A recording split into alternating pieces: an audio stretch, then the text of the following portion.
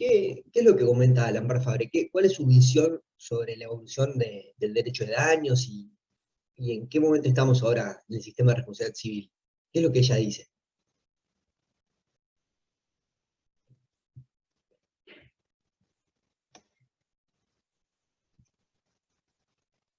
¿Qué recuerdan?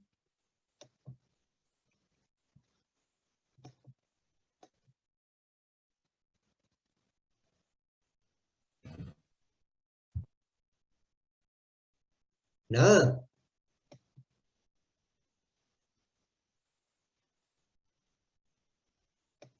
Bueno, a ver, ¿qué han escrito acá en el chat?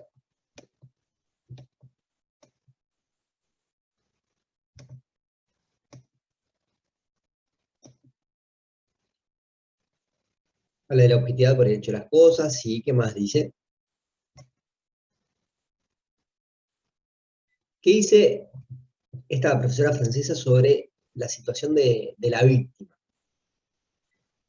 ¿Cómo es el enfoque actual respecto a la víctima?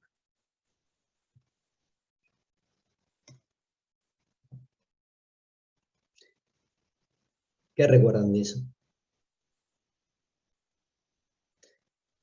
Ella lo que indica es que actualmente la víctima ocupa el lugar central del sistema de reparación. Originalmente, la víctima era simplemente un antecedente para que se disparara el sistema, estaba la necesidad de que fuera indemnizada, pero lo central era castigar al ofensor, al que había dañado a la víctima. Por eso inclusive es la terminología, responsabilidad civil, algo que invoca la figura de el que es responsable, el que tiene que indemnizar al otro. Sin embargo, ella indica que los diferentes movimientos que ha habido en la historia de la responsabilidad van hacia poner en el centro del análisis a la propia víctima, que lo importante ya no es responsabilizar a quien dañó, sino indemnizar a quien fue dañado. Por eso, entre otras cosas, esta denominación de derecho de daños en lugar de responsabilidad civil, y también la necesidad de tomar ciertas decisiones que amparen a la ley. Por ejemplo, en la medida de lo posible, la objetividad, como ustedes bien dicen, ¿no? En el hecho de las cosas, en la responsabilidad por hecho ajeno, de buscar prescindir de la culpa como elemento necesario para que la víctima pueda llegar a ser indemnizada. ¿Sí? Ahora bien, sobre daño en general, ¿qué han leído para la clase de hoy?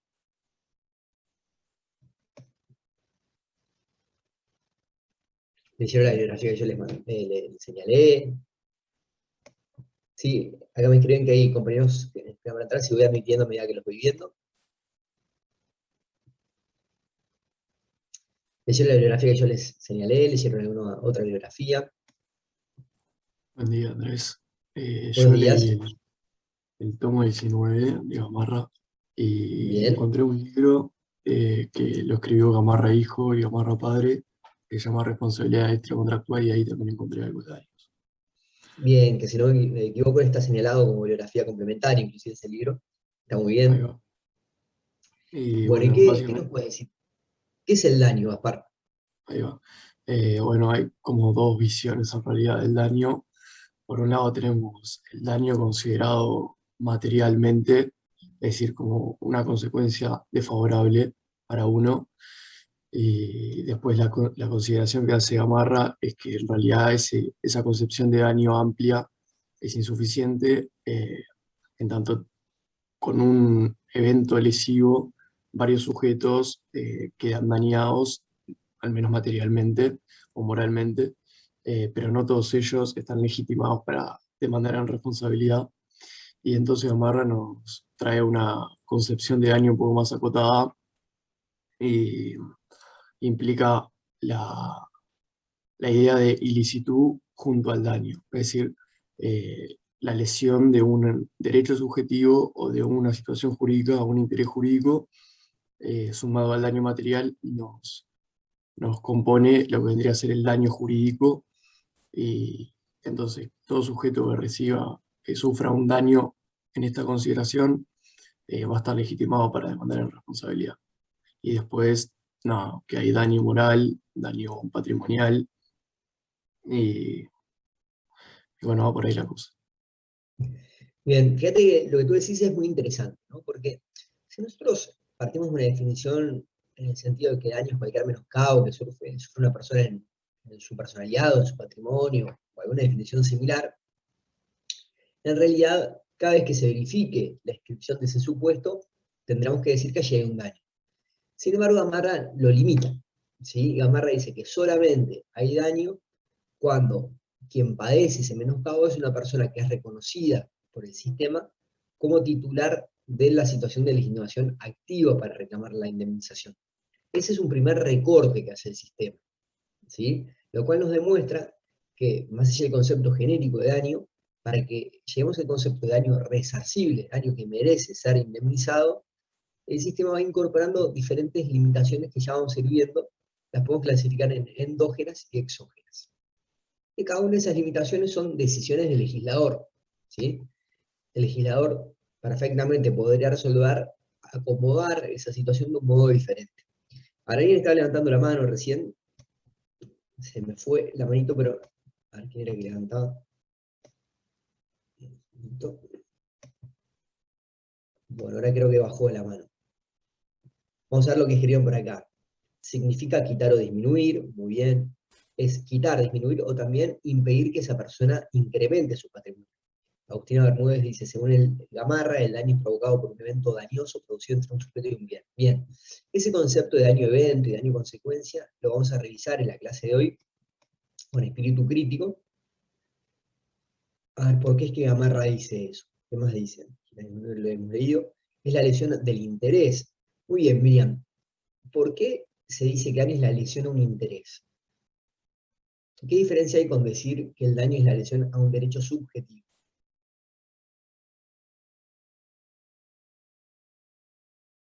¿Qué opinan? ¿Miriam o cualquier otro compañero?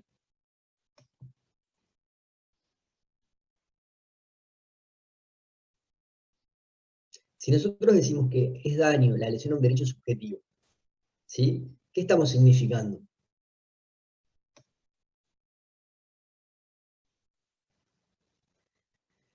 ¿Sí? Lesión a un derecho real que tiene el sujeto. O sea, ¿recuerdan ustedes los tipos de derechos subjetivos que existen?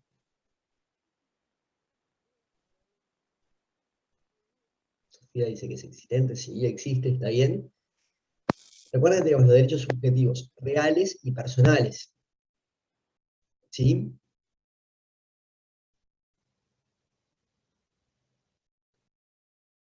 Es la posibilidad de satisfacer una necesidad humana por medio de un bien, bueno, eso sería el Buen día, interés. ¿me Buenos días, escucha? Miriam. ¿Te Ay, escuchamos? disculpe, tengo unos problemas con el audio. Escúcheme, no, era un poco lo que decía recién un compañero, digo, nosotros siempre vimos que la fuente de todo esto era la satisfacción del interés del ser humano. Entonces, cuando hablamos de lesionar, en realidad, un poco redondeando lo que decía el compañero anterior, eh, estamos afectando siempre el concepto patrimonial, ¿no? Digo, en el fondo hay una idea general de que el daño lo que hace es lesionar los bienes y el patrimonio de las personas, ¿no? Digo, me parece que va un poco por ahí, ¿no? Está muy bien. Sí, es muy correcto lo que escribe en el chat Diego Torres. Él dice que Carneluti explica que el daño no atañe al bien en sí, sino a la situación de la persona respecto del bien. Diego, ¿te animás a comentar un poco qué es lo que dice Carneluti con más profundidad? No sé si estás por ahí. Sí, que, bueno, Carneluti hablaba de eso, de que el daño no es en sí al bien, sino es la situación o la legitimación, cómo describe el derecho que un sujeto, la posición que tiene un sujeto frente a sus bienes. Entonces, si otra persona lo daña, cómo el derecho describe que otra persona será responsable o quién cargará con el daño. Exacto. ¿Por qué? Imagínense que existe un inmueble. Yo vengo y prendo fuego a ese inmueble. Disculpe, Yo profe, finalmente... Y adelante. lo interrumpo cortito, un poco para redondear también lo que decía recién el compañero, digo, porque en realidad los daños los produce el hombre, para separar un poco los daños que se producen por efectos naturales, ¿no? Digo, porque como todo esto tiene el sentido de resarcir, de devolver, volver a la situación anterior, ¿no? En el fondo, digamos, cuando se produce el daño, y estaríamos separando aquellas situaciones en que afectaría la naturaleza. O sea, siempre estamos hablando del daño en un sentido cuando hay la voluntad de un ser humano, ¿no? O sea, cuando hay una persona que daña a otra, ¿no? No sé si aporta algo. Sí, sí, es correcto. A ver, todos los elementos estructurales de la responsabilidad están relacionados, por supuesto. Sí, tenemos que intentar de verlos, por lo menos teóricamente, en forma independiente a los demás. ¿Por qué? Porque si nosotros en la definición de un elemento incorporamos a otro elemento, necesariamente lo estamos subsumiendo en él, no le estamos dando independencia, ¿sí? Más allá de su interrelación. Por eso es que yo entiendo que nosotros no podemos definir el daño en el sentido de señalar, por ejemplo, que es un menoscabo antijurídico o un menoscabo causado por una persona, porque allí los estaríamos confundiendo con los elementos antijuridicidad o con el elemento hecho ilícito, por ejemplo. ¿Bien? Yo les estaba manejando este ejemplo. Imagínense que yo prendo fuego una casa. ¿Yo dañé la casa? Sí. Ahora, para determinar quién sufrió un daño por esa situación, tenemos que ver cuáles son los vínculos con ese inmueble, los vínculos con ese bien que vamos a considerar relevantes, que es un poco lo que señalaba el compañero. En un primer corte, podemos ser estrictos y dar solamente entrada al derecho a ser indemnizado a los que tengan un derecho subjetivo sobre la casa. Por ejemplo, los que tengan un derecho real. Sofía Pachalian indican quién es el propietario de la casa. El propietario tiene un derecho real, sería un derecho subjetivo. También, en un escalón más abajo, podríamos considerar a quien tiene un derecho subjetivo de carácter relativo, ¿sí? Por ejemplo, a quien es arrendatario de esa casa. Ustedes saben que el arrendamiento, bueno, en realidad lo van a estudiar en contratos, no confiere un derecho real, sino un derecho personal contra el arrendador. Su derecho no es imponible de erga omnes, el derecho del arrendatario, no tiene derecho de todo el mundo respete su arrendamiento, pero sí tiene un derecho frente al arrendador. También podemos sostener que el arrendatario tiene un derecho subjetivo, de carácter relativo, y por ello tiene derecho a ser indemnizado porque yo le haya prendido fuego a esa casa, ya que no la va a poder disfrutar durante el periodo del arrendamiento. ¿Sí? En un escalón más, encontramos aquellos que son titulares de un interés legítimo. ¿Sí? ¿Quién es titular de un interés legítimo? ¿Qué es un interés legítimo, no? ¿Ustedes estudiaron en Privado 1 la diferencia entre derecho subjetivo e interés legítimo?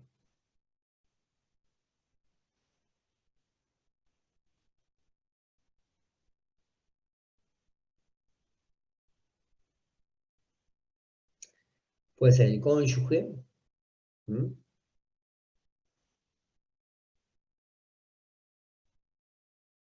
¿Qué más? Ahora, ¿pero qué es un interés legítimo?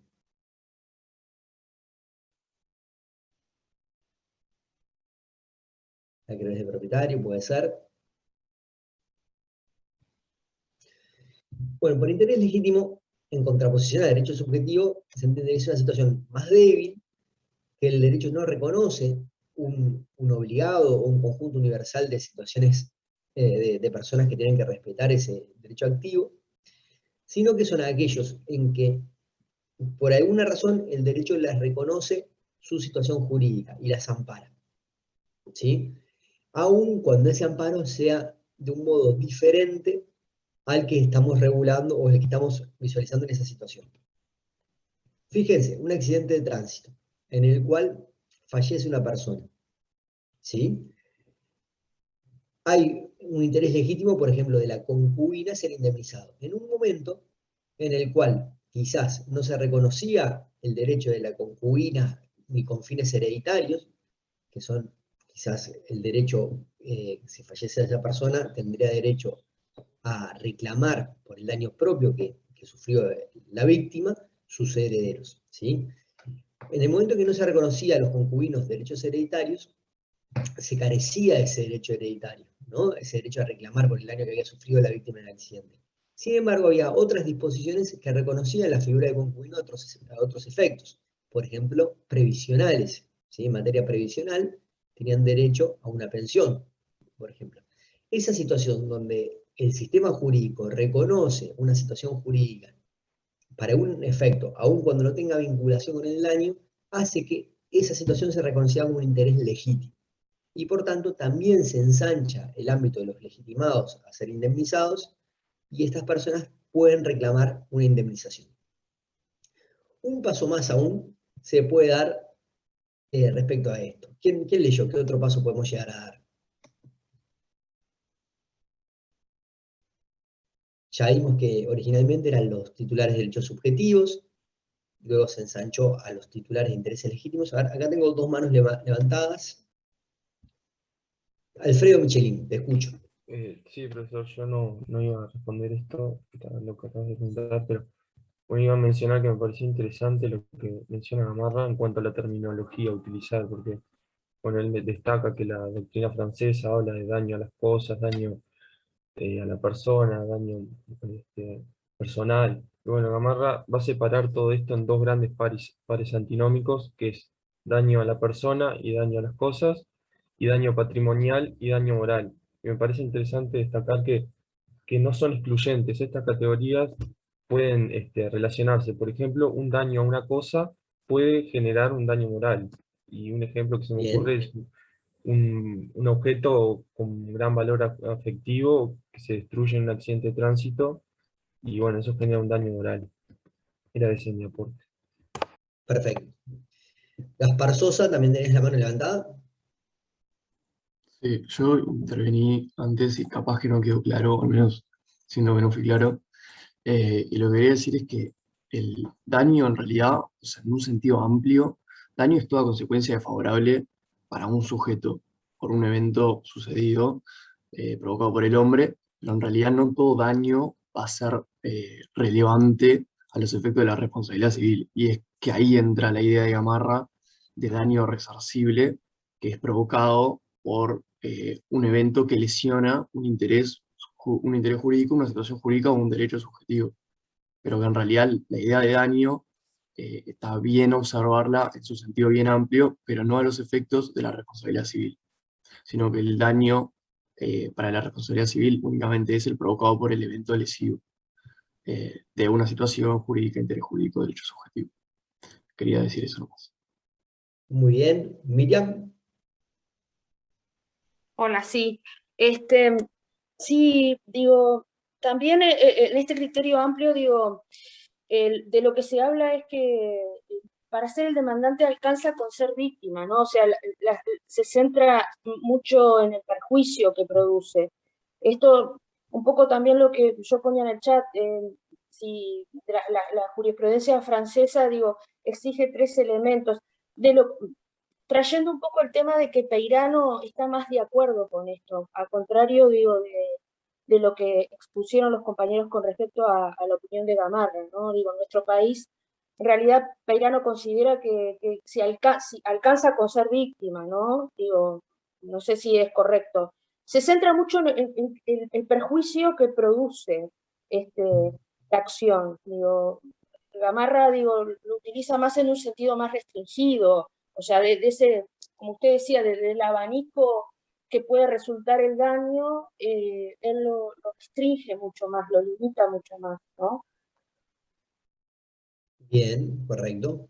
¿Quién más? Ya tengo una mano levantada, a ver quién es. No, yo no me quedan manos levantadas. Bien. Sí, es correcto. Lo que estamos viendo es, frente a esta definición que, como hemos dicho, todo el mundo más o menos coincide, que efectivamente implica una situación de daño, ver cómo llegamos a aquellos daños que realmente tienen que ser indemnizados, el concepto de daño resarcible, ¿no?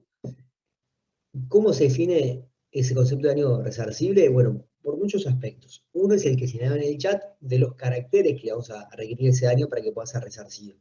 ¿Sí? Que sea cierto, que sea directo, por ejemplo, que sea inmediato. Pero también otro de los elementos o de los factores que se utiliza para delimitar este concepto de daño resarcible es la legitimación activa, a quien le reconocemos el derecho a ser indemnizado.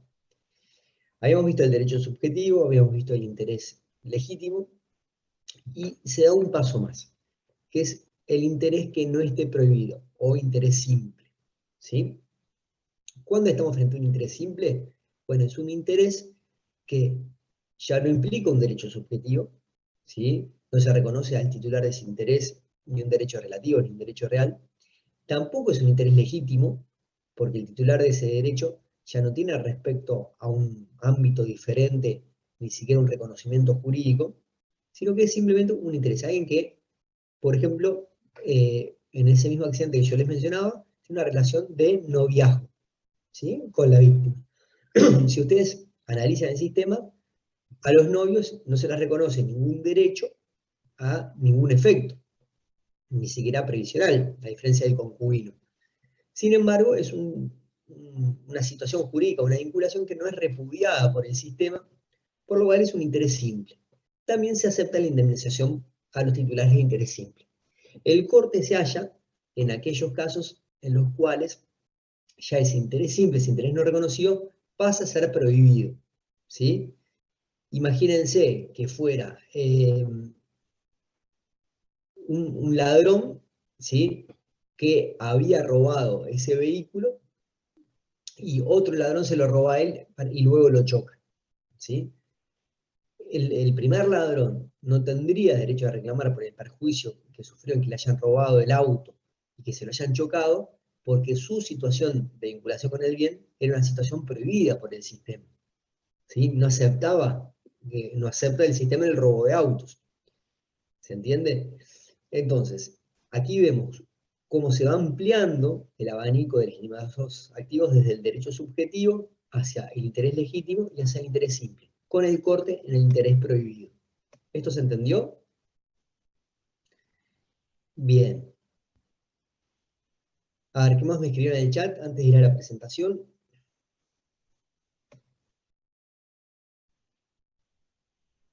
Para Ángeles Sardo escribe, claro, por ejemplo, en el daño del ser patrimonial, que dentro del mismo está el daño físico, la salud, donde el contenido patrimonial, bueno, las consecuencias, sí, perfecto. Eso lo vamos a ver ahora, que son las diferentes categorías de daño que existen, ¿no?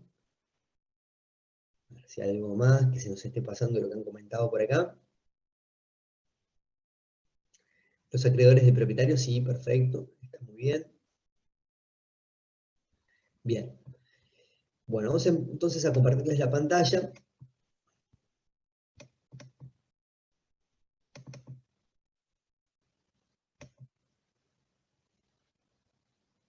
Bien.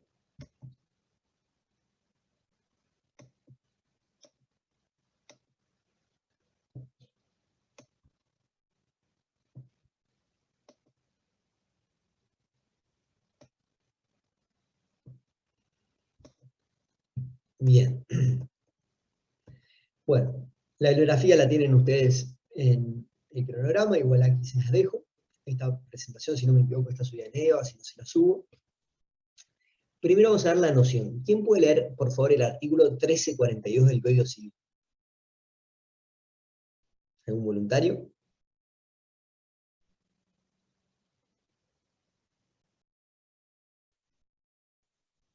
¿Alguien lo puede leer?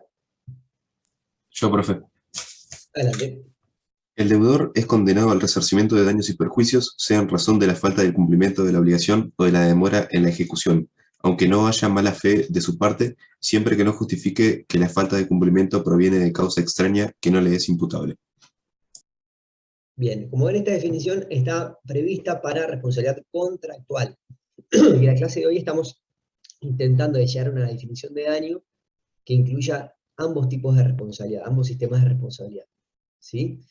Lo importante es que acá nos dicen, es que la falta de cumplimiento, o sea, no percibir lo prometido, aquello que se había obligado el deudor, o también cuando se percibe pero tardíamente, cuando hay demora en el cumplimiento, ¿sí? Es decir, que es la carencia del cumplimiento o la demora temporal, ¿bien? El segundo concepto que me parece importante es entender, y esto lo hemos visto ya en clase, que con el sistema de responsabilidad civil lo que se busca es atacar el daño desde una perspectiva que entendemos la mejor que se ha logrado por los humanos, pero que no es necesariamente una situación perfecta. ¿Por qué? Porque habíamos visto que una víctima si pudiese elegir entre no ser dañada o haber sido dañada y ser indemnizada, seguramente preferiría no haber sido dañada. Con el sistema de responsabilidad civil no se elimina el daño del mundo. Simplemente lo que se hace es trasladar el daño hacia otro patrimonio, externalizarlo. ¿Se acuerdan que habíamos visto el sistema de externalización? ¿Sí? ¿Sí? ¿Recuerdan eso? Sí. Bien. Perfecto. Y se acuerdan que habíamos visto que en la externalización del daño solamente hablamos de derecho de daños o de responsabilidad civil, cuando esa externalización es a un tercero y no hacia un patrimonio estatal. ¿Bien? Bueno, otro aspecto es que el daño no es un dato de la naturaleza. Todo el concepto de daño y el concepto de daño resarcible son construcciones humanas y como tales pueden ser modificadas, ¿sí? Y dependen también de qué intereses se buscaron promover. Es decir, en qué situaciones la sociedad entendió que era conveniente resarcir, y en qué situaciones entendió la sociedad que era mejor dejar la situación como estaba. ¿Bien? En cuarto lugar, lo que señala Gamarra, y es que una vez que se verifica una situación dañosa, nace una nueva obligación, una obligación que se llama resarcitoria, obligación de indemnizar. ¿Bien? En el caso de la responsabilidad contractual, cuando se ha incumplido y nace esta obligación de indemnizar, lo que sucede es lo que se llama prestación por equivalente. Se busca brindar una partida de dinero que equivalga a lo que hubiera sido para el acreedor que le hubieran cumplido en tiempo y forma su obligación. ¿Sí? Ya vamos a ver cuando entremos a la responsabilidad contractual los diferentes mecanismos que tiene el acreedor frente al incumplimiento de su deudor y dónde encajamos la prestación por equivalente. Bien, lo otro que es muy importante es que en el derecho actual, en principio, no incide el grado de la culpa ni la situación económica del ofensor en la cuantía del daño. Es decir, que si a nosotros nos importa es indemnizar a la víctima, cómo haya obrado el ofensor nos es intrascendente. Si el comportamiento del ofensor fue culposo, ¿no?, o doloso, nos es igual. Y si inclusive dentro de la culpa fue culpa grave, ¿sí?, o culpa media, también nos es igual. No varía. ¿Tá? Es decir, la culpa leve o la grave implican una obligación de resarcir del mismo modo. ¿Por qué? Porque lo que estamos haciendo no es castigar al ofensor por haberse portado mal o muy mal, sino indemnizando a la víctima. ¿Bien? Del mismo modo, cuál es la situación económica del ofensor, inclusive de la víctima, tampoco nos habría de incidir. A diferencia de lo que sucedía, recuerda, el derecho canónico, y que al día de hoy se mantiene en el Código Holandés. En nuestro sistema, si nuestro objetivo es indemnizar a la víctima, que el ofensor sea una persona muy pudiente o poco pudiente, no sea independiente, porque no buscamos darle un castigo que realmente lo sufra, ¿sí? Lo que buscamos es que la víctima sea indemnizada. No sé si ustedes vieron, ya sea en la presentación de PowerPoint o en el video que yo les subí de Derecho Romano, o quizás lo han leído en Gamarra, que también toma el ejemplo, fue una situación de un señor que en el Derecho Romano tenía muchísimo dinero. En ese momento, en el derecho romano, las penas por haber cometido un delito, por haber dañado a alguien, estaban cuantificadas de un modo fijo, ¿sí? Habían transcurrido los años y esa suma había quedado totalmente obsoleta, era un monto muy bajo. Esta persona, ¿qué hacía? Iba por la calle dándole bofetadas a la gente que se cruzaba, y detrás iba un esclavo que le iba entregando una moneda de esa cuantía que había que indemnizar a cada uno de los que recibían la bofetada. Lo hacía por diversión, ¿sí? Esto permite ver cómo en situaciones de muchísimo dinero por parte de los ofensores, quizás la indemnización del daño no le es relevante. Sin embargo, eso no nos importa en nuestro sistema. Lo que nos importa es que se indemnice ni más ni menos, aun cuando sea irrisoria la indemnización desde la perspectiva del ofensor. ¿Sí? ¿Se entiende esto? ¿Una duda? Esto también referencia a la responsabilidad penal, muy bien, perfecto. La única diferencia que yo les anoté acá, respecto a lo que venimos señalando y que van a haber ustedes leído por ahí, es que esta intrascendencia de la culpa o el dolo del ofensor tiene en materia contractual un límite. Y es que ustedes van a estudiar que cuando estamos frente a un sistema, o cuando estamos frente a responsabilidad extracontractual, se resarce el daño previsible y el imprevisible.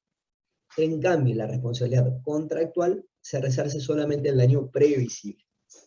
Pero, si el incumplidor, el deudor que no cumplió su obligación, obró con dolo, allí también se habrá de indemnizar el daño imprevisible de la responsabilidad contractual.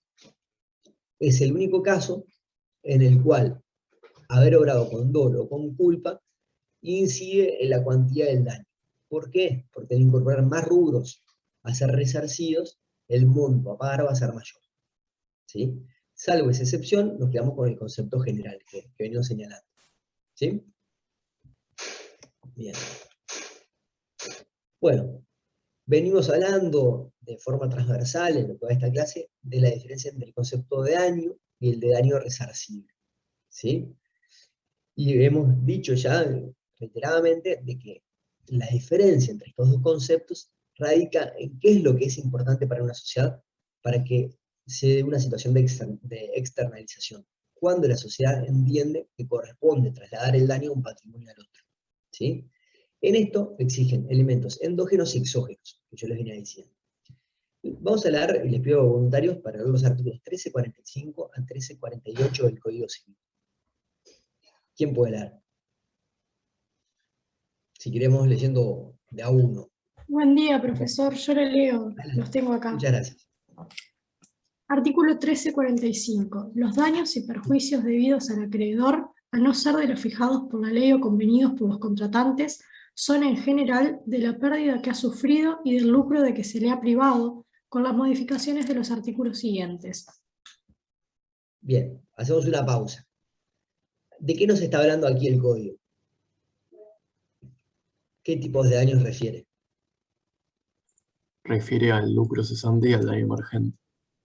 Perfecto, exactamente.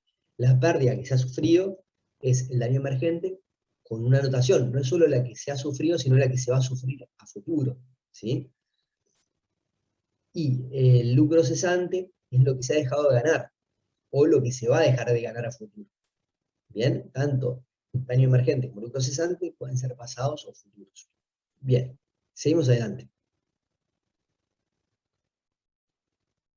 La compañera que estaba leyendo.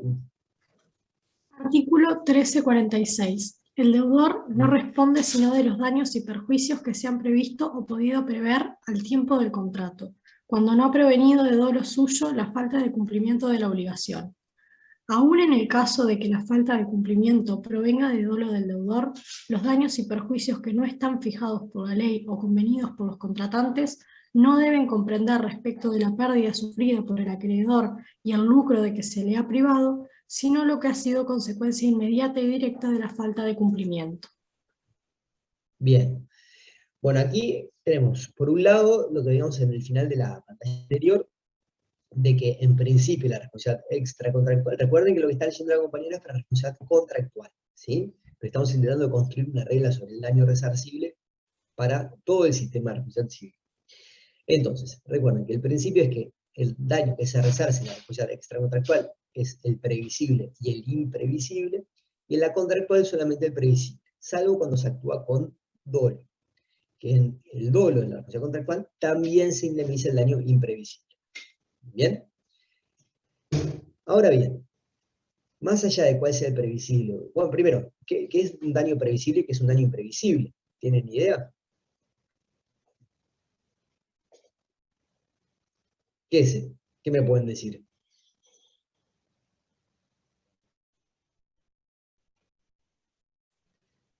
¿Qué les suena? Si tuvieran que arriesgar, imaginarse, ¿qué dirían? ¿Cuándo estamos frente a un daño previsible y cuándo un daño imprevisible?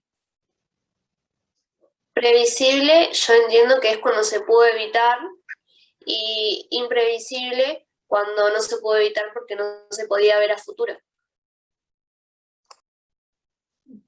Más o menos, ¿qué más? A ver, ¿qué me escriben por el chat?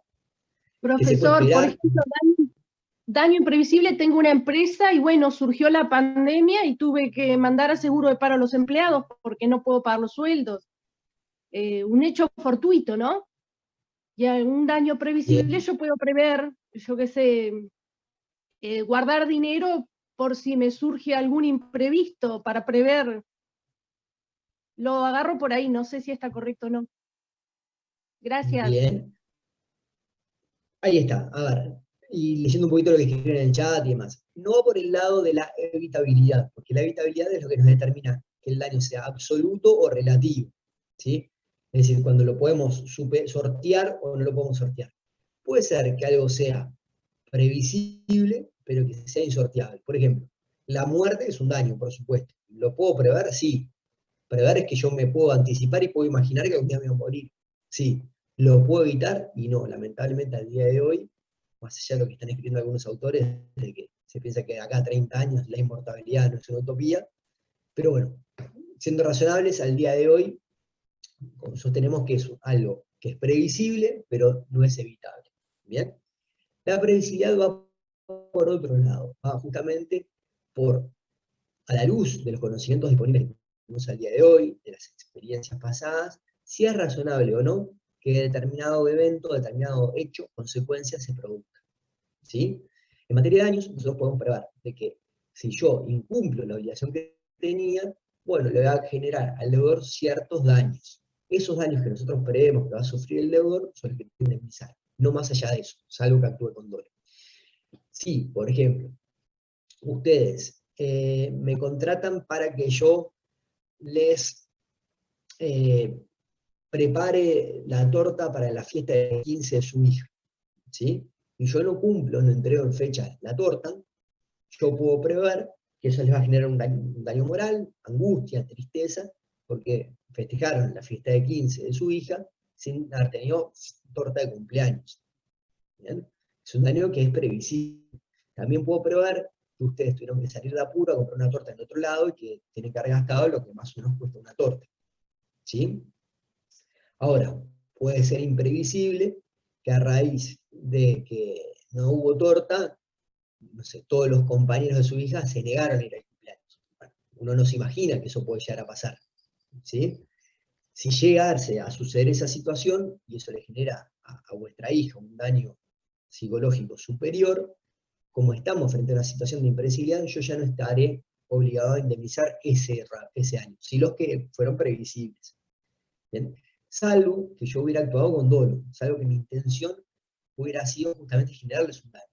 El dolo, en materia de responsabilidad contractual, se especifica en la intención de incumplir la obligación. Es decir, que mi intención haya sido no cumplir la obligación, no por falta de diligencia, no por olvido, por desorganización, sino porque tuve la intención de no cumplir los deberes, deliberadamente. ¿Bien? Ahora bien, este artículo que leía la compañera indicaba que tanto la situación de daños previsibles como imprevisibles se le tienen que dar dos notas más. ¿Qué notas eran?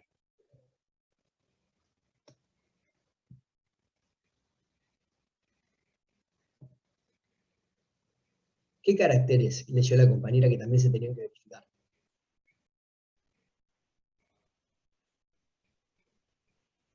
A ver, léalo de nuevo. Inmediato y directo. Inmediato y directo. ¿Qué significa que un daño sea inmediato y que sea directo?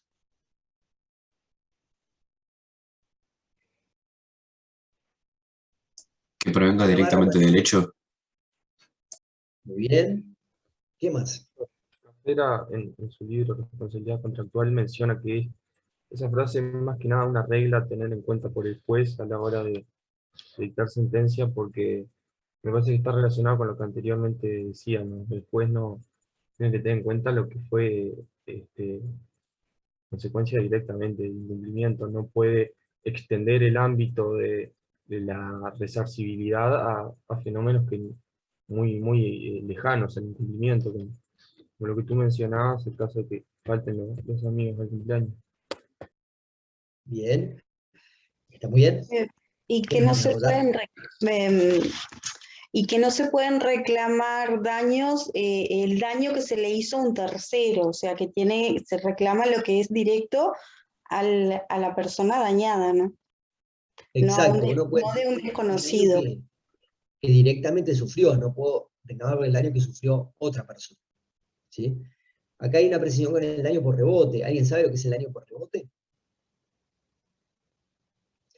Imagínense, si hay un accidente en el cual ustedes atropellan y termina falleciendo una persona. El dañado directo, ¿quién es? El sujeto atropellado. Sin embargo, yo que soy el padre, tendré lo que se llama daño por rebote, que es que yo sufriré la tristeza de que mi hijo haya fallecido por culpa de ustedes. ¿Sí? Que haya fallecido por culpa de quien sea, en este caso, como ha sido por culpa de ustedes, es que le reclamo a ustedes. ¿Bien? En ese caso tenemos los damnificados directos, que son quien sufrió el accidente en sí, y el indirecto, quien por rebote sufre las consecuencias del evento dañoso. Gamarra es un poco crítico con todo esto. Ahora vamos a ver si alguno lo leyó. ¿Qué es lo que dice Gamarra? Dice, en realidad el damnificado por rebote también sufrió un daño directo, ¿sí? No sufrió el accidente en sí, pero la angustia de que haya fallecido un hijo es un daño que sufrió él directamente. ¿Bien? ¿Quién recuerda? ¿Quién leyó lo que dice Gamarra sobre estos caracteres del daño resarcible?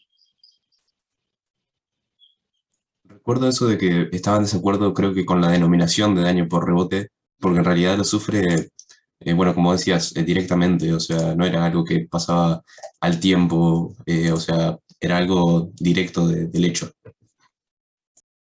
Bien.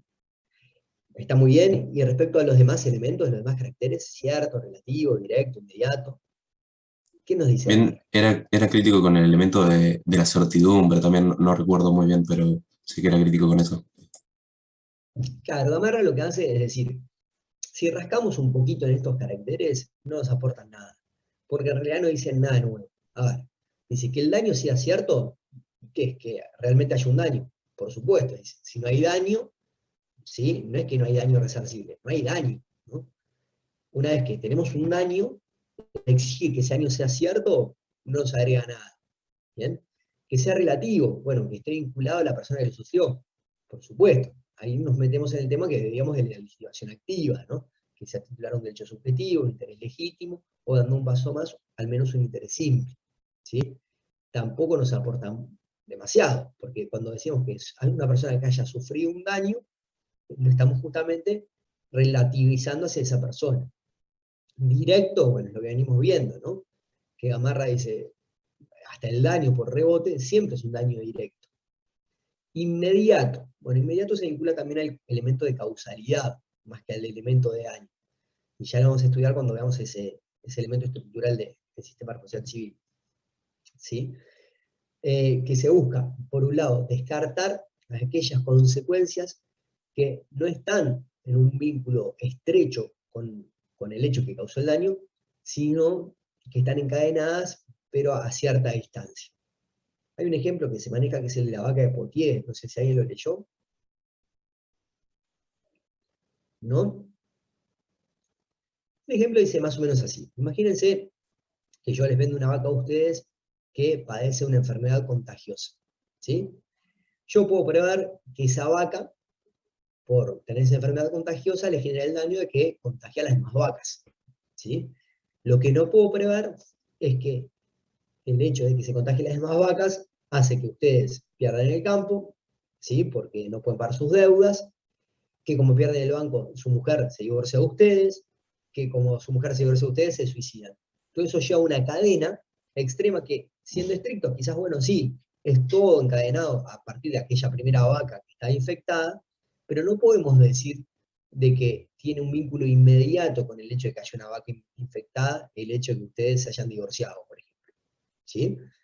En un lugar tenemos que hacer el corte. ¿Qué es lo que pasa? El legislador, ese corte, por más que lo señala aquí, al hablar de la inmediatez, como uno de los caracteres del daño resarcible, luego le desarrolla con más detenimiento en el concepto de nexo causal, ¿sí? Que es donde realmente tenemos que focalizar este elemento.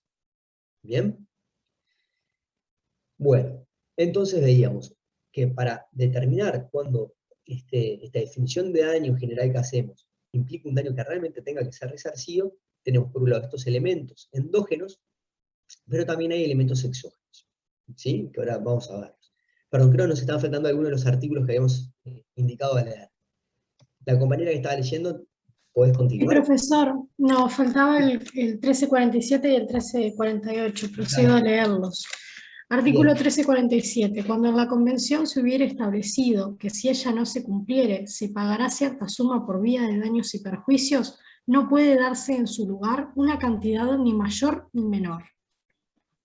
Y el artículo Bien. 1348. Permití una interrupción. Sí, sí, El sí. 1347 lo que nos habla es de la liquidación del daño, la liquidación convencional del daño. ¿Qué puede pasar? Puede suceder que las partes, en forma previa a que se sufra el daño o posterior, convengan que el monto que se va a pagar como indemnización va a ser un monto determinado, ¿sí? Por más que se pueda probar que el daño fue inferior o superior a él.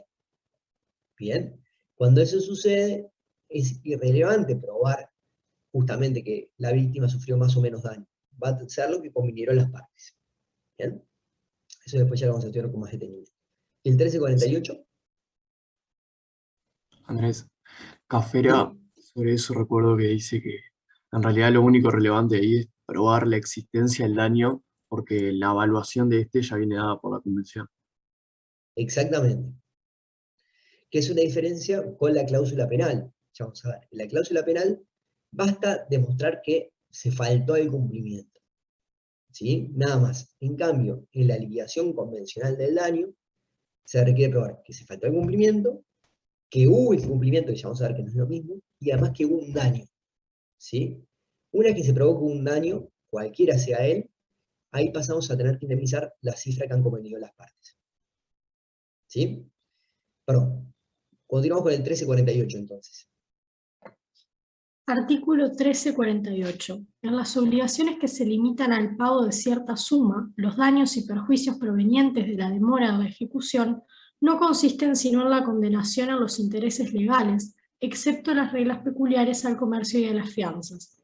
Esos daños y perjuicios se deben sin que el acreedor tenga que justificar pérdida alguna y aunque de buena fe el deudor no se considere tal. Solo se deben desde el día de la demanda o la citación a juicio de conciliación seguido de demanda con arreglo al artículo 1236, excepto los casos en que la ley hace correr los intereses ipso iure o sin acto alguno del acreedor. Bien, perfecto. Esto es muy importante y creo que en la práctica muchos de los abogados no lo tienen presente, ¿no? Cuando lo que se obligó el deudor es a pagar una suma de dinero, el único daño y perjuicio que hay que pagar es el interés, ¿sí? Si yo me obligué a pagarles a ustedes 100 pesos y no les pagué los 100 pesos, no pueden reclamar daño moral, no pueden reclamar lucro cesante, daño emergente, nada. Lo único que pueden reclamar son los intereses legales por esos 100 pesos, ¿sí? Así que una defensa que yo utilizo muchas veces cuando demandan, o cuando me toca ser abogado del demandado por incumplimiento de una obligación dineraria, es primero limpiar la cancha y sacar del juicio todos aquellos daños que no son justamente los intereses. ¿Bien? Es un daño, una indemnización tarifada para las sumas, para las obligaciones dinerarias. Muy bien. ¿Por qué yo hablo de elementos endógenos y exógenos? Porque para limitar el concepto de daño y ver qué daño es el que realmente tiene que ser resarcido, según el criterio de nuestro legislador, tenemos algunos elementos que son propios del concepto de daño, que son los caracteres del daño, pero hay otros elementos que en sí no afectan al daño, pero que también limitan la indemnización. Por ejemplo, nuestro legislador dice que en Uruguay, al día de hoy, solamente es resarcido aquel daño que es provocado por un acto ilícito, no por un acto lícito, ¿sí? Es decir, los restantes elementos de la responsabilidad, de alguna forma también limitan qué daño va a ser resarcido. Va a ser solamente el que fue con antijuricidad, va a ser solamente aquel que lo fue mediante el factor de atribución que para ese caso reclama el legislador, culpa o dolo, si el legislador exige un factor de atribución subjetivo, o también podemos ensancharlo con un factor de atribución objetivo para los casos que el legislador así lo solicite. También el legislador exige que ese daño haya sido provocado por el sujeto llamado a indemnizar, es decir, que se verifique el nexo causal. Esto más allá de los casos de responsabilidad por hecho ajeno, de garantía, ¿no? También la prescripción, ¿sí? El legislador exige que ese daño no se haya producido hace más de determinada cantidad de tiempo, que no haya prescripto el derecho a ser indemnizado. Todos estos elementos que en sí no afectan al daño ni a sus caracteres, también de alguna forma nos limitan el concepto de daño resarcible. ¿Bien? ¿Se entiende esto? Tanto los elementos endógenos como los exógenos son, de alguna forma, explicitaciones de la voluntad del legislador que muestran cuáles son los intereses que el legislador buscó proteger, promover y cuáles desestimular. Y perfectamente podría haber cambios respecto a esto, no es derecho natural, es derecho humano y puede ser por tal modificado. De hecho, la LUC modifica los plazos de prescripción, y eso ya lo iremos viendo. ¿Bien? ¿Hasta acá hay una duda? ¿No? Bueno, esta pantalla, a ver acá en el chat, yo cuando estoy en presentación a veces se me dificulta poder abrir el chat y ver si levantan la mano, porque no me aparece en pantalla, pero ustedes cualquier cosa participen directamente, ¿tá? Activen el micrófono. Bueno, esto de pantalla es uno de los puntos que a mí más me interesa el día de hoy y es una de las líneas que yo vengo investigando, ¿no? Con mayor profundidad. Bueno, hemos hablado del principio de reparación integral del daño. ¿Recuerdan lo que era el principio de reparación integral del daño? Que lo vimos de la clase pasada. ¿Sí? ¿Qué era, Gaspar? El principio de reparación integral del daño.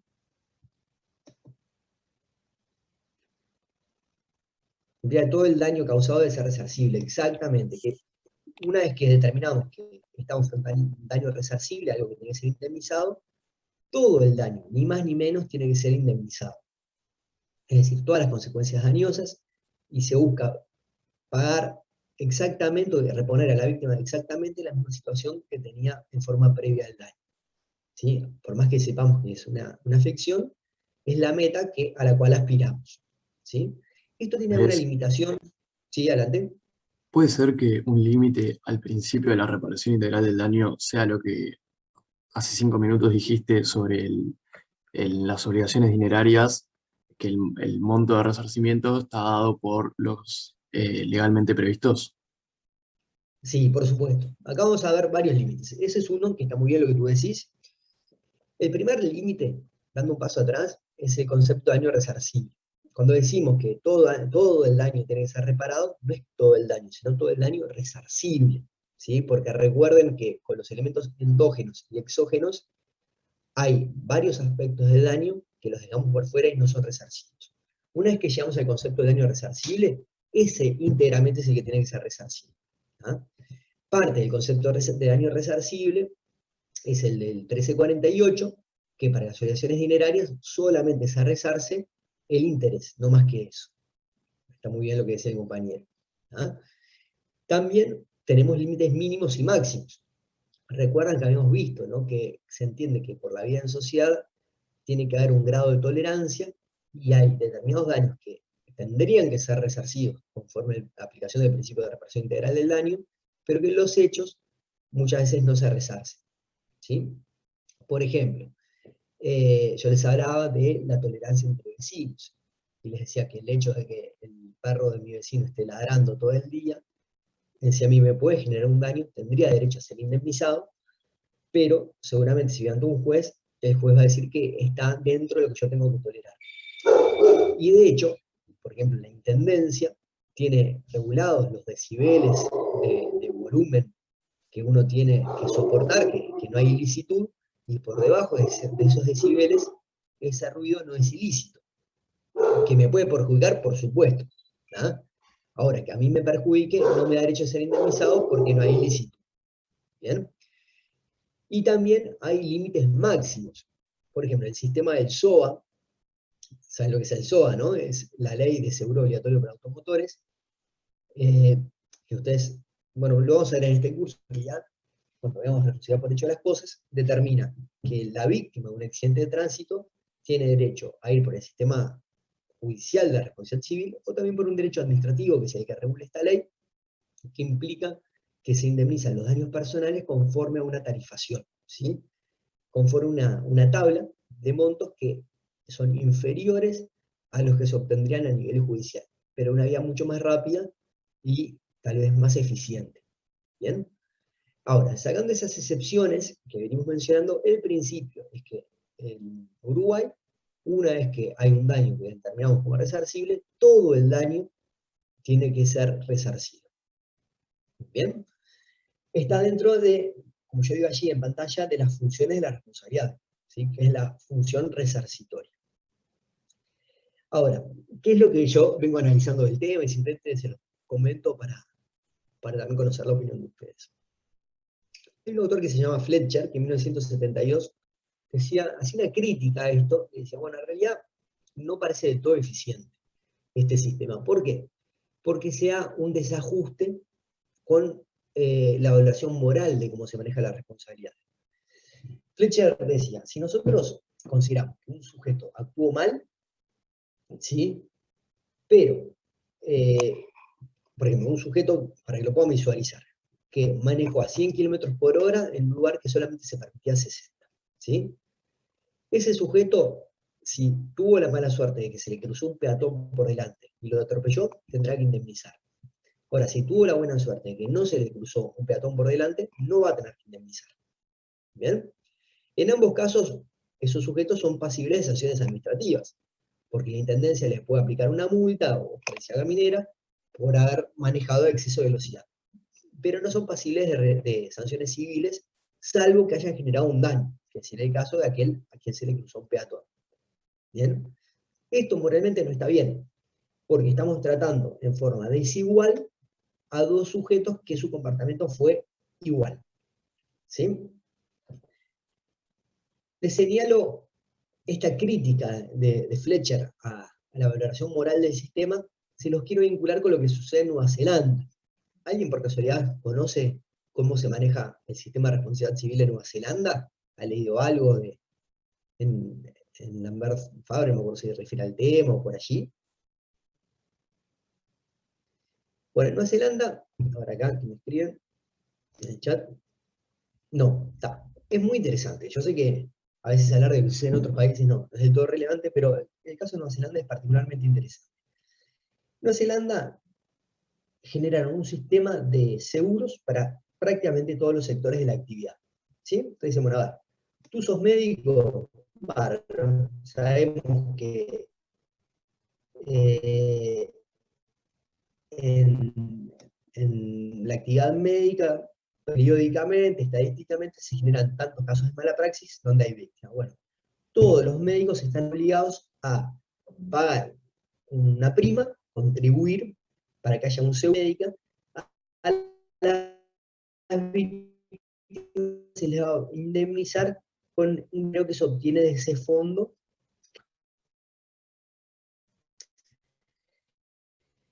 Si tú manejas un auto, bueno, sabemos que estadísticamente, tratantes de accidentes de autos, también todos los conductores de autos pagarán una prima para formar un fondo para indemnizar a las víctimas de accidentes de tránsito. Si tú construyes edificios, sabemos que acá tanto hay víctimas que sufren por la caída o por el derrumbe de un edificio, si eso sucede, pagará ese fondo. Y así con cada uno de los sectores de la actividad. ¿Sí? Creo que acá me están escribiendo bastante en el chat. Se corta. Bueno. Sí, ahí me pareció que quieren estar la conexión. Bueno. Resumidamente, lo que les decía en Nueva Zelanda, cada uno de los actores que participa en un sector de la actividad contribuye económicamente a un fondo que habrá de indemnizar a las víctimas de ese sector de actividad. ¿Sí?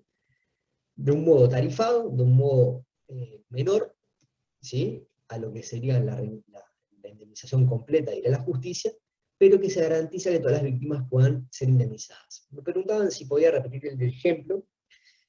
Sí, el ejemplo es que los conductores de autos, los propietarios de autos, pagan una suma para formar un fondo para indemnizar a las víctimas de accidentes de tránsito. Los médicos pagan una suma para indemnizar a las víctimas de la responsabilidad médica. Los que construyen edificios para las víctimas de los derrumbes de edificios. Y así con cada uno de los sectores de la actividad. Entonces, allí se socializa la problemática del daño.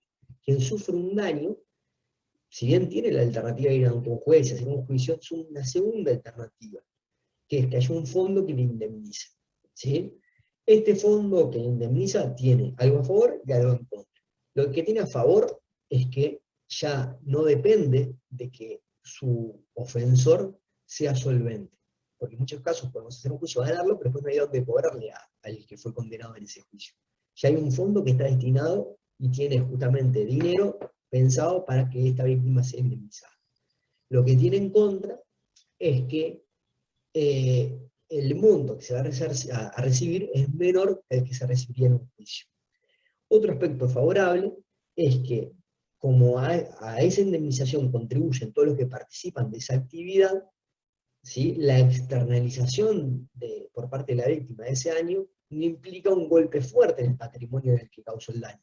Se distribuye la indemnización entre todos los que participan de la actividad. ¿Sí? Así funciona en Nueva Zelanda y funciona muy bien. Cuando este sistema se creó, primero se criticó de que iba a llevar a que la gente fuera menos preocupada por comportarse bien, porque si yo, manejando un auto en Uruguay, sé que si atropello a alguien, yo tendré que salir a indemnizar, quizás tenga un estímulo a manejar con cuidado mayor a que si sé que si atropello a alguien, quien pagará no seré yo, sino que será un fondo, ¿sí? Sin embargo, las estadísticas de Nueva Zelanda han demostrado que eso no fue así, que los niveles de accidentalidad que existen en la sociedad, en todos los sectores de actividad, se han mantenido igual que antes. Pero sí ayudó a, por un lado, que las víctimas puedan ser indemnizadas prescindiendo de la solvencia, y a socializar, ¿sí? A que no tuviera un impacto tan grande cada evento dañoso. Pues bien, pensando en el ejemplo de Nueva Zelanda y las críticas de Fletcher del 72, es donde yo vengo pensando en la idea de que a lo mejor para gobernar los daños que suceden en una sociedad sería conveniente sustituir el sistema de reparación individual que tenemos al día de hoy, que es un problema entre víctima y victimario, y llevarlo a una socialización, donde todos aquellos que contribuyen a una actividad fomenten ese fondo al estilo de lo que sucede en Nueva Zelanda, porque de última, la crítica de la actuación negativa o de la actuación que genera riesgos les cabe a todos por igual, ¿sí? Por ahora se los dejo acá, no los quiero mezclar mucho sobre los pormenores de esto, pero sobre eso es que vengo trabajando un poquito. Otro aspecto del daño que a mí me interesa que lo sepamos diferenciar es con las restituciones cuasicontractuales. ¿Se acuerdan cuáles eran los cuasicontratos? ¿Las obligaciones? ¿Se acuerdan algo? El pago del individuo, el enriquecimiento sin causa y la gestión de negocio. Bien. A ver, por ejemplo, el enriquecimiento sin causa, ¿sí? Si una persona sufrió un enriquecimiento a causa de otra, ¿sí? ¿Qué es lo que se paga? ¿Cómo opera? Una vez que aplicamos el instituto, ¿sí? Se verifican todos los requisitos, ¿qué es lo que el enriquecido le tiene que pagar al empobrecido?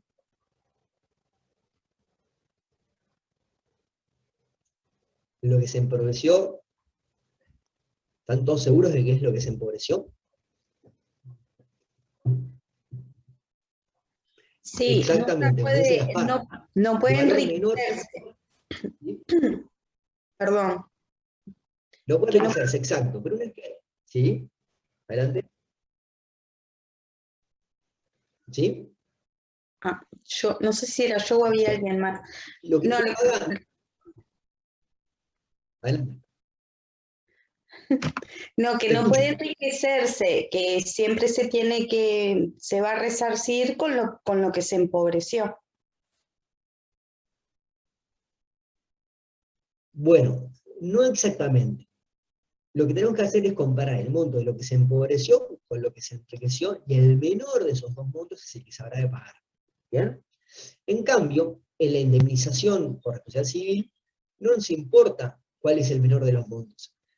Se indemniza el daño tal cual lo sufrió la víctima, aun cuando no haya enriquecimiento por parte del ofensor, ¿sí?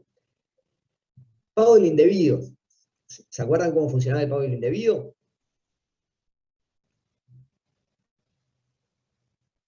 ¿Sí? Cuando se paga un monto, sin que existiera la obligación de hacerlo, ya sea por equivocación o cualquier otro motivo, entonces se genera la obligación de restituir lo pagado. Exactamente. Ahí, en el pago del indebido, lo que se habrá de abonar es lo que se pagó de más. No hay que probar un daño, ¿sí? Lo que hay que probar es justamente el hecho de que la otra parte, el que cobró, no tenía derecho a percibir ese dinero. Y la gestión de negocios, ¿qué se acuerdan? ¿Qué es la gestión de negocios? Era cuando una persona se encargaba de los negocios de otra persona, cuando ella se encontraba ausente, y por ello todo lo que había gastado en esa mantención de ese negocio tenía que ser restituido cuando volviera la persona ausente. Exactamente, ahí lo que se habrá de pagar es lo que se gastó, ¿sí? No lo que se dejó de ganar. Hay también una diferencia con cómo opera la indemnización a responsabilidad civil. ¿Bien? Estas hipótesis de restituciones cuasi contractuales, estos institutos que venimos viendo, no implican situaciones de responsabilidad civil, porque justamente no se verifica este principio de reparación integral del daño. ¿Bien? Daño evento y daño consecuencia. ¿Qué han leído? ¿Cuál es la diferencia entre daño evento y daño consecuencia?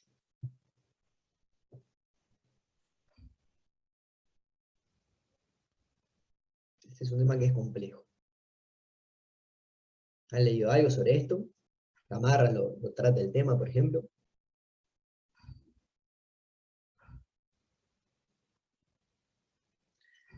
Nada. Por ejemplo, si yo me comporto ilícitamente, culpablemente, ¿sí? Y les causo un daño a ustedes, por ejemplo, les fracturo un brazo, ¿sí? No es la fractura del brazo el daño evento, ¿sí? Lo que yo les tengo que indemnizar, sino las consecuencias que ese daño evento les produce, ¿sí? Si por la fractura del brazo ustedes no pueden trabajar, tienen un lucro cesante, bueno, ese lucro cesante es lo que yo les tengo que indemnizar. Si por la fractura del brazo ustedes tienen que gastar tanto en médico para que los cure, bueno, ese gasto será. En definitiva, no es el daño evento, el evento dañoso en sí lo que se indemniza, sino las consecuencias que se producen, ¿no?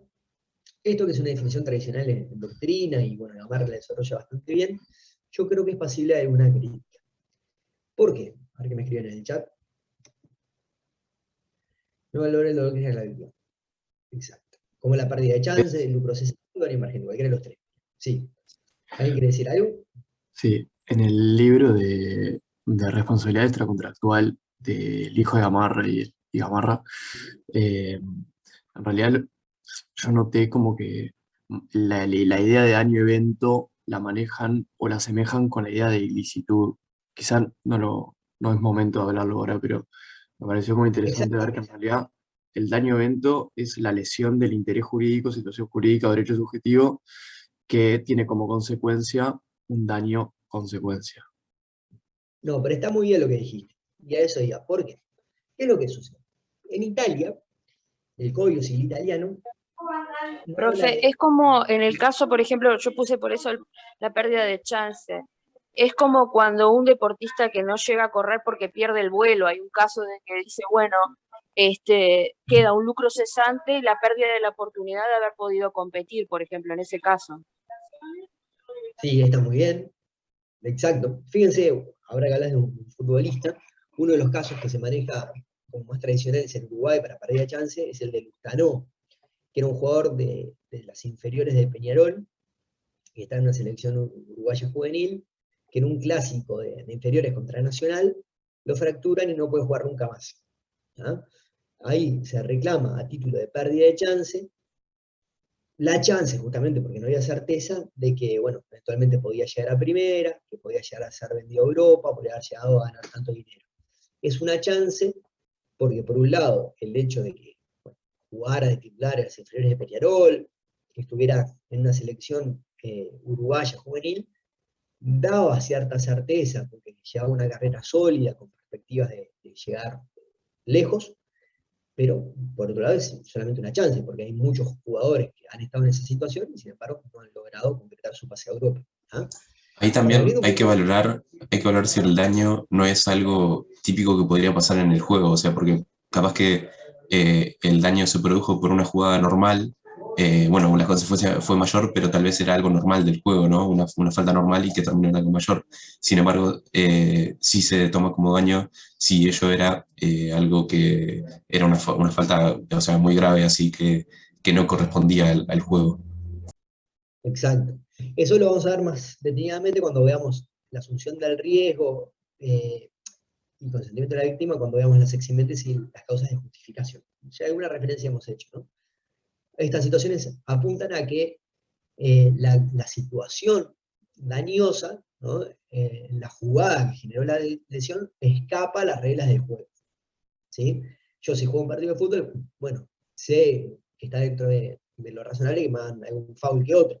Lo que no es esperable es que uno venga y sin pelota me pegue una patada en la cabeza, por un ejemplo, ¿no? Bueno, volviendo un poquito a lo que estábamos hablando. ¿Qué pasa? El Código Civil italiano define a la responsabilidad civil de un modo diferente al uruguayo. No habla de que un hecho ilícito que produce un daño, sino que dice, todo aquel que sufre un daño ilícitamente, es decir, la nota de ilicitud refiere al daño y no al hecho que provoca el daño. ¿Bien? A raíz de eso, la doctrina italiana desarrolla todo un concepto de los elementos de la responsabilidad civil a partir de esa disposición que es la que ellos tienen. Gamarra, para Uruguay, se basa muchísimo en lo que dice la doctrina italiana. Quienes lean a Gamarra van a ver que permanentemente cita autores italianos. Entonces Gamarra se enfrenta a este problema, ¿no? Que si en Uruguay nosotros la ilicitud la referimos al daño, ¿sí? Se asemejan ilicitud y daño. Entonces, ¿qué es lo que hace Gamarra? Decir, bueno, perfecto, nosotros adoptamos una tesis valoracionista para hablar con la ilicitud, decimos que hay ilicitud siempre que se produzca un daño, coincidiendo con lo que dicen en Italia, pero para que no coincidan exactamente, incorporamos el concepto de causa-justificación. Es decir, que habrá ilicitud siempre que alguien sufre un daño por parte de otro, pero que ese daño no esté justificado, que esa acción no esté justificada, que no tenga un permiso legal el que actuó para obrar de esa manera. Recuerdan que habíamos visto el caso del kiosco y demás. ¿Ah? Dicho esto, tiene que dar un paso más Gamarra. Tiene que diferenciar el concepto de daño-evento y daño-consecuencia. ¿Por qué? Porque si el causar un daño a otro es la ilicitud, ahí el daño le está coincidiendo con la ilicitud. Para poder separar, tiene que decir que en realidad lo que se habrá de indemnizar, el daño resarcible, no es el dañar el daño a otro, porque eso es la ilicitud. El daño resarcible será las consecuencias que ese evento dañoso produce. Y ahí es donde separa Gamarra los conceptos de daño-evento y daño-consecuencia, justamente para evitar la confusión entre ilicitud y daño, que para mí nacen como raíz en tomar todo esto del derecho italiano. Para mí y a otros autores también que señalan esto, ¿no? No es una invención mía. ¿Dónde está la nota interesante en todo esto? En que en Uruguay nosotros tenemos disposiciones legales diferentes a las de Italia. Como en Uruguay la ilicitud se refiere al hecho que produce un daño y no al daño en sí, no tenemos la necesidad de crear esta ficción de daño-evento y daño-consecuencia. Como en Uruguay la ilicitud refiere al hecho, todo daño que provenga después está escindido de la nota de ilicitud, es un elemento diferente. Y por tal, yo entiendo que todo daño que viene después puede ser indemnizado. Esto me parece un poco confuso. Después cuando veamos el daño físico, el daño de la salud, lo veremos con más detenimiento, porque este análisis es el que para mí da entrada a que el daño de la salud y el daño físico puedan ser indemnizados en Uruguay, que tradicionalmente se entiende que no son indemnizados. ¿Sí? Se entiende que cuando uno sufre un daño físico, por ejemplo la fractura del brazo, lo que se indemniza es lo que yo les decía, las consecuencias que esa fractura de brazo les produce.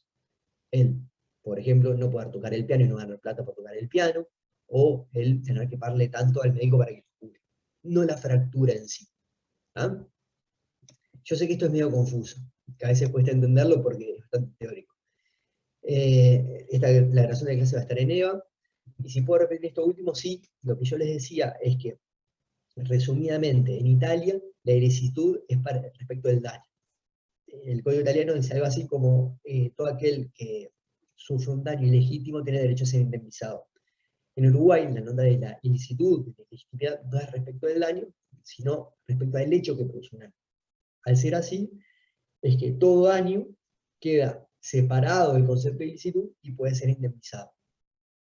¿Sí? Yo creo que Gamarra no repara suficientemente en esto cuando habla de daño evento y daño consecuencia. Esto sé que es confuso y para que lo puedan terminar de entender los aliento a leer a fondo Gamarra para que puedan ver bien a qué se refiere él. ¿Sí? Bueno, daño con vulneración de intereses y derechos subjetivos lo hemos visto. Categorías de daños resarcibles.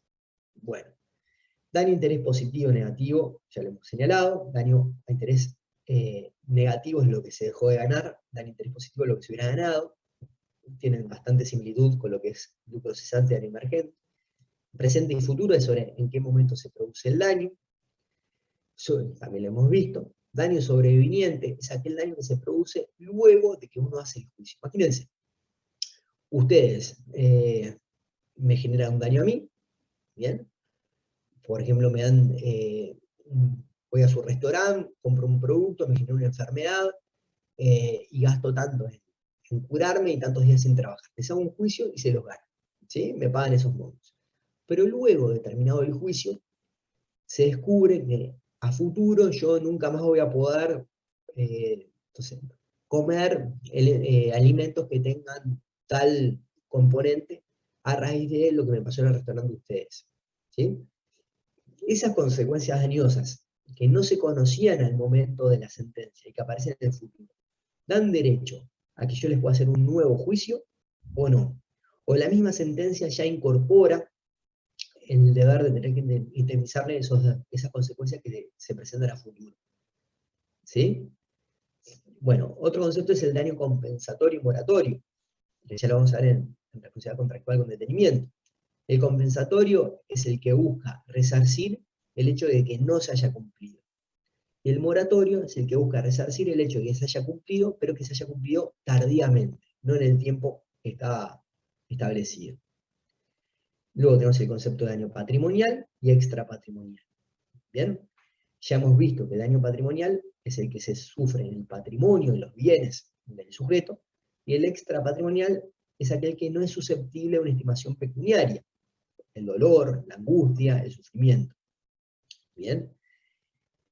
Ahí los criterios para determinar cuándo es daño patrimonial, ya lo vimos, si es valorable en dinero, si afecta un bien, ¿sí? Patrimonial, o si las consecuencias de la afectación de un bien patrimonial o no patrimonial son de carácter patrimonial. ¿Bien? Dentro del daño patrimonial vimos que está el lucro cesante, que es lo que se deja de ganar, ya sea que se ha dejado de ganar en el pasado o se va a dejar de ganar en el futuro. Daño emergente, que es lo que se ha gastado, si el extipendio económico que se sufrió o que se debería sufrir a futuro, ¿sí? Y eso no incluye los gastos del juicio, que son, pueden leer el 688, también está regulado en el CGP, que es que aquellas consecuencias, o sea, aquellos gastos y honorarios que se tengan que pagar por hacer un juicio de responsabilidad, en principio los tiene que soportar la propia víctima, salvo que el juez haga una condena específica, ¿sí? Por entender que la conducta en el juicio no fue la correspondiente. Y por último, la pérdida de chance que le hemos visto, ¿sí? A título de daño extrapatrimonial, la categoría que en Uruguay se acepta es la de daño moral. ¿Bien? Que vamos, la clase que viene a dedicarla a eso, que es básicamente el sufrimiento, la angustia, etc. Y no se acepta la indemnización del daño biológico, el daño a la salud, el daño personal, el daño físico, porque se entiende que estas categorías son daño evento. Las consecuencias de este daño es lo que sí se indemniza. Todo esto lo vamos a ver la clase que viene con más detenimiento. Yo acá les pongo algunos ejemplos de daño extrapatrimonial, pero no se preocupen por copiarlos, porque por un lado lo van a tener en EVA subido, y además en la clase que viene vamos a entrar en el detalle de esto. Otro aspecto que me interesa señalar, ya para ir terminando la clase, es que el momento que es relevante para ver cuánto vale el daño y cuánto hay que indemnizar, es el momento de la sentencia, no el momento de la demanda ni el momento en que se sufrió el daño. ¿Bien? La liquidación del daño, esto lo vamos a ver un poquito más adelante, puede ser por vía judicial, o sea, que el juez determine cuánto para el daño, convencional, que es lo que vimos hace unos minutos, que las propias partes acuerden cuánto va a ser el monto que se tiene que pagar para indemnizar ese daño, o legal, cuando la propia ley determina cuál es el monto a pagar. Es el caso, digamos, de las obligaciones dinerarias, que el propio legislador lo determina, y es el interés legal, ¿sí? Bueno, y acá yo pretendía, no nos dio el tiempo, ponerles unos casos para que ustedes analizaran sobre si les parece que hay derecho a reclamar o no. ¿Bien?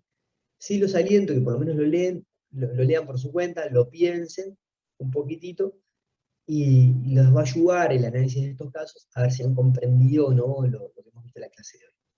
¿Bien? Los casos son estos. Quien construye una casa en un terreno municipal o fiscal, o sea, una casa en un terreno que no es propio, ¿sí? Y el municipio o el gobierno lo destruye, como ha pasado bastante en Rocha, particularmente en Punta del Diablo.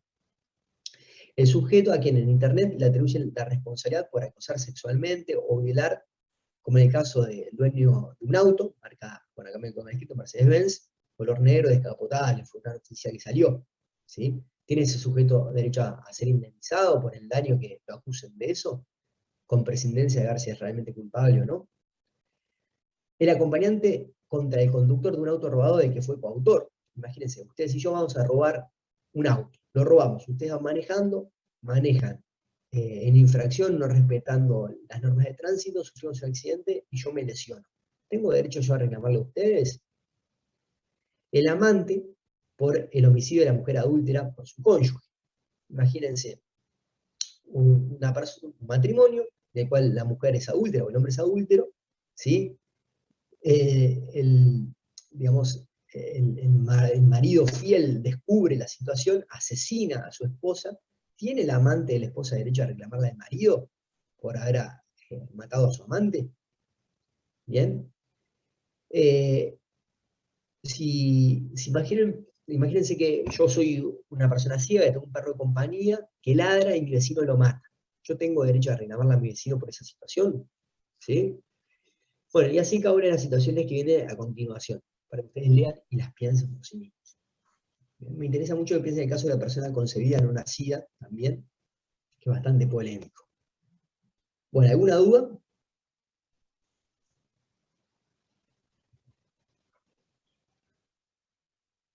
Bien. Acá me preguntaban si podían escuchar la clase grabada 3 en EVA. Sí, en realidad las clases que ya tenían pregrabadas, que yo los alenté a ver previamente, son las clases 2 y la 3 de ciclos anteriores. En este ciclo lo que hicimos fue, a partir de que ustedes hayan visto esa clase, entre nosotros hacer un ejercicio, debatir y demás, pero no dar la clase en sí. ¿Ah? Esta clase de hoy no la tienen grabada en EVA previamente, sí les va a quedar grabado lo de ahora. ¿Bien? Bueno, miércoles vamos con daño moral. ¿Ah? Los aliento a que ustedes lo lean, lo estudien, porque vamos a intentar que sea una clase bastante participativa. Bueno, muchas gracias y nos vemos el miércoles. Al miércoles.